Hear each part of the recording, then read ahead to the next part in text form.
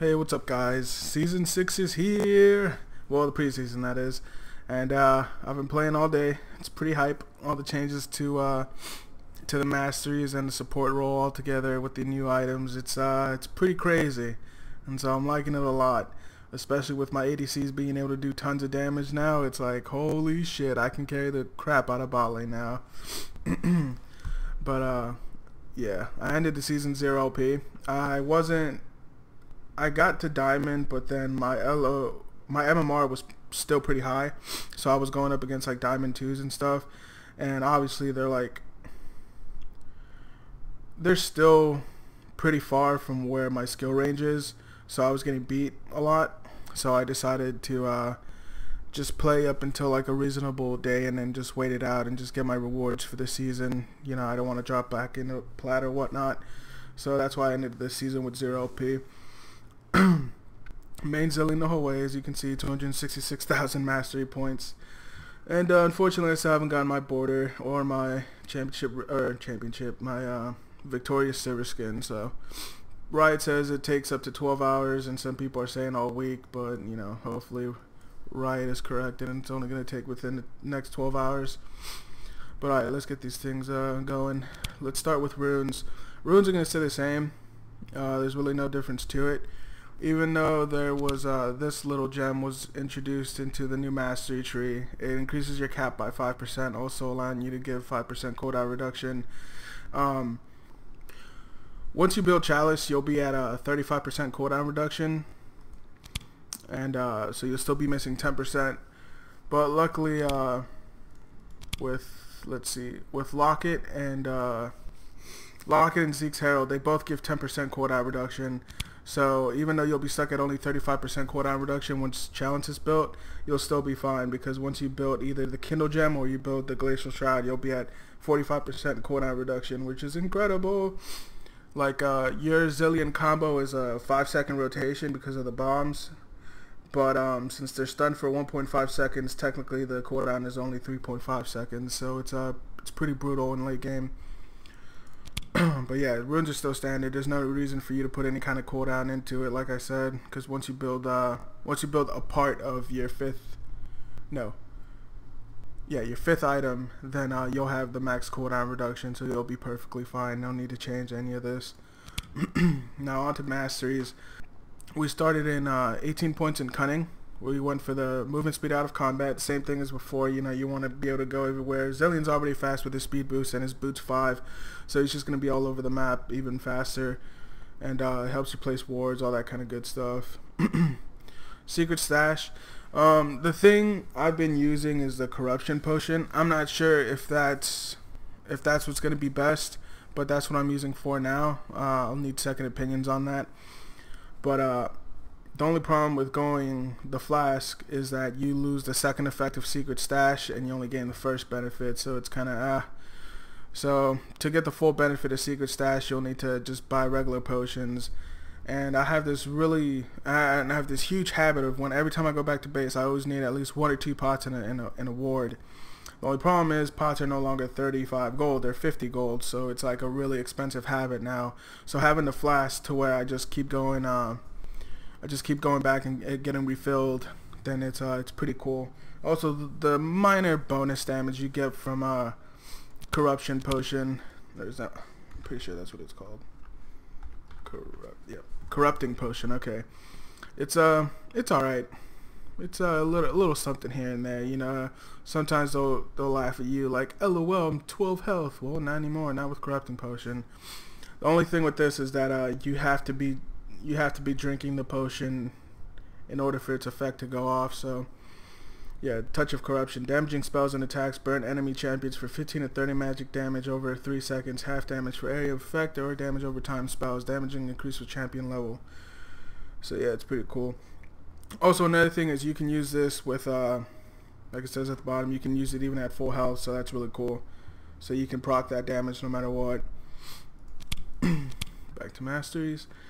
Obviously Runic Affinity, we're not jungle, and Savagery, that's for minions and monsters, which we're not really attacking. Merciless, that's cool, but we need meditation, because mana regen and the way we're going to be spamming, we definitely need as much mana regen as possible. Another good thing about the update is that they took out mana potions and they buffed everyone's, I think, base mana and mana regen. No, it was mana regen and mana regen per level every time you leveled up. And so that's pretty cool. I definitely benefit from that, because I was never one to buy mana potions. I always just use my biscuits and just use a tiny little health that I got off of them. So for me to get extra regen to compensate for something I was taking out of the game that I was never using, it's wonderful. I definitely feel the effects of the regen. It's beautiful. But yeah, once every 5 seconds, regenerate 1.5% of your missing mana. That's cool. Here you're choosing between Bandit or Dangerous Game. Dangerous Game, champion kills and assists restore 5% of your missing health and mana. Yeah, that's pretty good. But Bandit, gain 1 gold for each nearby minions killed by allied champions. Gain additional 3 gold or 10 if your melee when hitting the enemy champion with an attacker spell cannot occur more than once every 5 seconds. Since we're support, we want that passive GP5, so that's we're gonna go for Bandit instead. Another thing here, precision, gain armor and magic penetration. No, don't need that. I mean, we're gonna go with intelligence. And this one is beautiful. This is the one that allows you a 45% cooldown reduction, and your cooldown reduction cap is increased by 5%, and you gain 5% cooldown reduction. So that's really cool. And then the Keystone Masteries. These things are cool all across the board. Every single one of them is pretty legit. And Windspeaker's Blessing. Your heals and shields are 10% stronger. I don't heal or shield. Instantly stop looking at this. It's still very strong. I played up against Janna's and Karma's, and their shields are pretty ridiculous. So that Keystone Mastery is excellent. Storm Raider Surge. Dealing 30% of a champion's maximum health. Again, stop reading. I can't do that much damage, so there's no point. And then Thunderlord's Decree. Your third attack or spell. Now notice, it's not damaging spell. It's just spell. So when you do your slow QWQ, it's going to proc the Thunderlord's Decree, and or, you know, just throw an auto attack in between that. If you're not going to use a slow, you just go double bomb and then you auto attack as soon as the stun goes down, and then boom, you pop the Thunderlord's Decree, and it's a little bit extra bonus damage, and it's really helpful. I like it. Alright, and then we obviously there's nothing in Ferocity because we're not trying to deal that kind of damage. We're still trying to deal damage, but we're not trying to carry. We're trying to, you know, we're still utility based, and we're trying to help our ADC and carry the team through massive utility. Recovery, health regen per 5, unyielding. We don't have any bonus armor magic. I mean, we do, but it's small, so there's no point. This is for tanks who will actually build like armor and magic resist items, not just Chalice, which happens to have magic resist, or Iron Solari, which that I'm not getting until super late game, so I won't feel these effects until 30 minutes. Like, no, that's pointless. So you're just gonna go with the recovery. Explorer, plus 12 movement speed in bush and river. That's cool. Definitely like that little nice thing. It helps you land bombs easier while you're in the brush, since you move a little bit faster than you usually do, so you can set up the slow into the double bomb a little bit nicer. Tough skin, like I said, you want to go for the more utility, so you just want to run circles on people. Runic armor, 1.6 bonus to all shields and healing. Again, shield or heal, so can't do that. Veterans, 4% total health. Yes, makes me a little bit tankier. And finally, insight. Your summoner spells have 50% reduced cooldowns. Yes, that's beautiful. More exhaust, more flash, flash, exhaust. You know, that's what I do to keep my ADC safe and get out of trouble. And then the Perseverance, the one next to it, is 50% health regen, increase to 200% when below 20% health. That's for tanks, you can obviously tell. Mostly Volibear, because he's the one who takes advantage of that the most. Also Gragas. But yeah, that's pretty cool. Now we're going to talk about the items in this one. Let's see. Starting items. Alright, so they took out green wards. Wow, that's surprising, isn't it? And they reduced the cost of pink wards by 25, so now they cost the same as green wards used to. Here, what we're gonna do is, since I don't use potions and whatnot, we're gonna add refillable flasks to here, and I'll keep health potions there just in case I find out that flask is actually dumb and I'm bad at the game. So we're just gonna leave it there. But really what you're going to do is you're going to go Ancient Coin into a refillable potion into a warding totem. So that's how you're going to start the lane every time. The warding totem was fixed a little bit. Also, when you hit level 9, when you upgrade them, it no longer costs 250 gold. So as soon as you hit level 9 and you're back at base, always remember, please upgrade it. Upgrade it every single time. It's free. You are no longer set back by upgrading the trinket. You have to do it. If you don't, then you belong at low elo. It's free. Just do it. And the way it got changed a little bit was it still places the ward, but it has a charge now, even at level 1.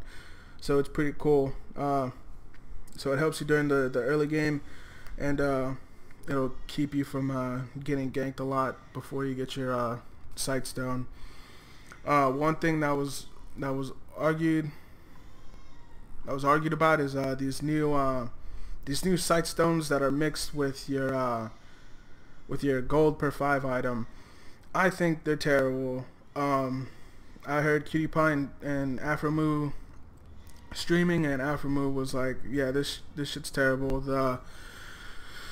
The stats you gain from it are really bad. All it is regen, as you can tell here. Well, for the Talisman Ascension, all you get is mana regen. Like, you don't get your active, which is the one that the speed boost and all that kind of stuff.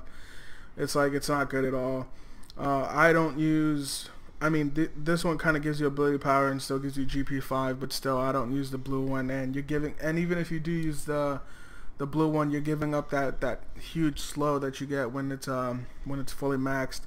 Same thing here. You're losing your active just so you can combine it and make space. It's like, I don't know what Riot was thinking. I guess they're thinking we're the ADC now and we're gonna have 6 items at level 1, and during late game, and we're gonna need that extra slot in order for us to carry. But it's like, dude, most of the games end by the time I build Chalice or I have like Locket or Zeke's Harbinger. But after that, it's like I've never been like, oh shit, I wish I had more slots, or man, Sightstone just takes up so much room. It's like, I've never encountered that problem. So I don't know. I don't like them. But yeah, I'm still building pretty much the same with all the new items that got released. I don't see any point in me changing up my build at all. Let's see. Let's look at the AP items just in case. What the hell? Oh, okay. That Dark Seal though, that thing's pretty cute.